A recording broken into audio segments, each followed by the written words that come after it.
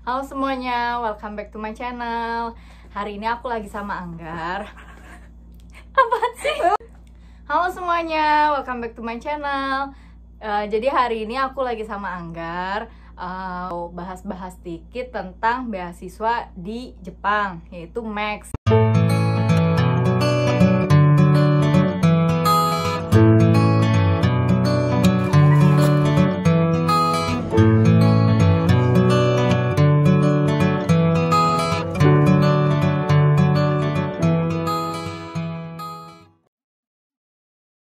Halo, aku Anggar. Sekarang aku kuliah di Kyoto University sama kayak Hana.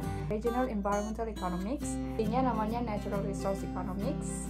Itu di bawah naungan Graduate School of Agriculture. Ini penerima beasiswa Max tahun 2020. Yeay. 2019. Oh, 2019.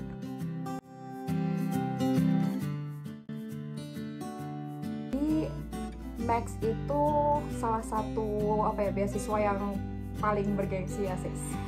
Ya kalau misalkan kalian pengen kuliah ke Jepang, kayaknya udah sangat familiar dengan beasiswa Max, atau biasa disebut juga beasiswa Mombuka Gakusho. Mombuka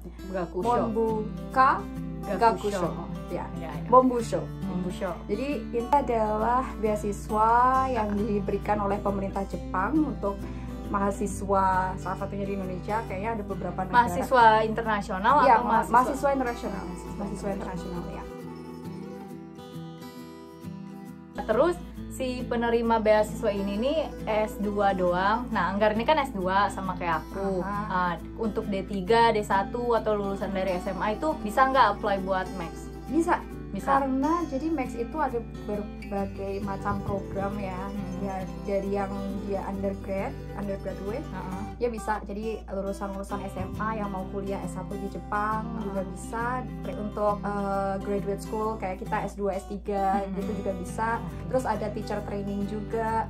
Research assistant nggak ada? Oh, research student. Ya, research itu macam-macam sih.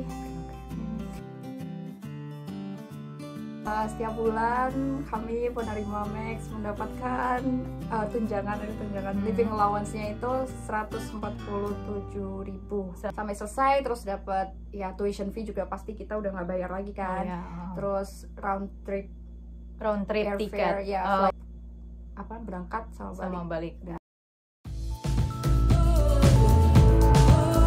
Internship gitu-gitu nggak, atau kerja setelah lulus dari Max? Jadi kayak ikatan dinas gitu ya? Nggak ada sama sekali. Jadi nggak diwajibkan kita harus harus pulang ke Indonesia juga nggak? LPDP itu kan kayaknya ada kewajiban kalau kita harus pulang ke Indonesia kan. Nah, kalau Max ini nggak ada ikatan apapun. Jadi kalau misalkan udah lulus ya udah terserah kamu mau kemana.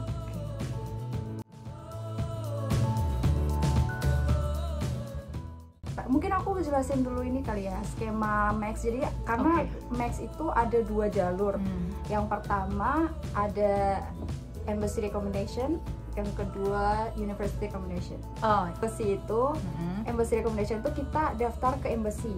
Jadi yang bakal mengurus kayak all of the screening process itu embassy. Jadi pertama kita ngumpulin berkas dan lain sebagainya itu ke embassy yang menyeleksi, embassy yang menyelenggarakan seluruh proses seleksi. Kalau yang university recommendation, kita langsung daftarnya itu ke university. Iya, university-nya langsung. Kayak kamu daftar ke Kyodai gitu misalnya. Yes, kayak gitu. Nah, bedanya mau nggak tahu? Mau tahu bedanya nggak? Mau dong. Bedanya jadi kayak kalau yang aku rasain, karena aku sudah melalui 2 tahap itu, tapi nggak semua sih. Jadi aku daftar beasiswa Max itu 2 kali. Yang pertama tahun 2018 itu aku daftar via embassy. Nah itu gagal. Nah jadi karena menurut aku emang susah banget sih di Indonesia ya. Aku nggak tahu kalau negara lain ya. Di Indonesia tuh susah banget sih kalau yang aku rasain, karena untuk ini ya saingannya berarti orang Indonesia semua gitu kan. Jadi seleksi berkas, terus habis itu nanti diumumin dia sistemnya eliminasi gitu kan. Tahap pertama seleksi berkas, habis itu nanti masih ada wawancara, ada tes tulis dulu. Tes tulis itu tes bahasa Inggris atau Jepang, terus sama tes wawancara, dan itu semua di embassy. Di embassy ya. Gimana tesnya? Pertama seleksi berkas, administrasi. Nah, itu apa? Administrasi aja itu susah gitu loh. Aku nggak lolos loh waktu itu. Administrasi tuh nggak lolos, jadi kayak yang daftar tuh banyak banget. Okay. Dan yang diambil itu cuma beberapa. Yang di university itu sebenarnya lebih simple banget gitu. Tapi yang mungkin orang sering miss itu informasinya.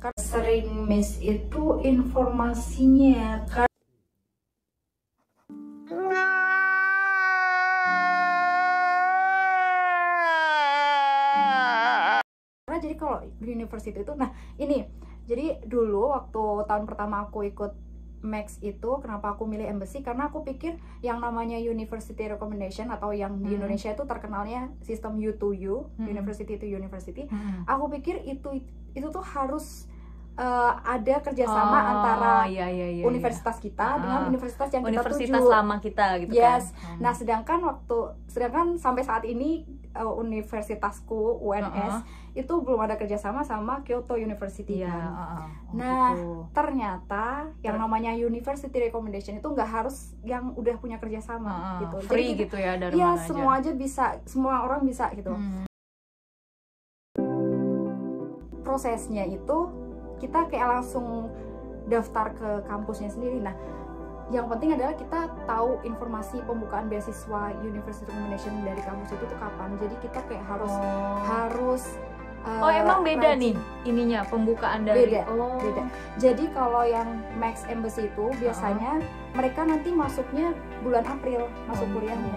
Nah, kalau aku kan masuk di periode kedua. Jadi aku masuknya di apa sih? Oktober. Semester kedua. Bagian spring, bagian autumn sama winter ya. Nah, jadi sebenarnya aku dapat informasi tentang pembukaan beasiswa university recommendation dari Kyodai itu. Sebenarnya aku dapat itu udah dari profesorku. Dari pas di Indo. Profesor di sini Jepang.